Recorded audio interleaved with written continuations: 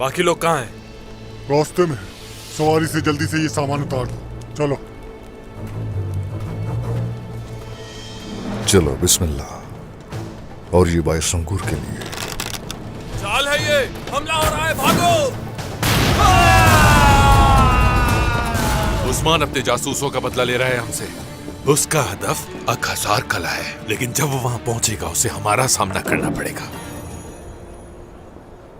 अगर आज के बाद इस बारे में एक लफ्ज भी कहा तुमने, बहुत पछताओ।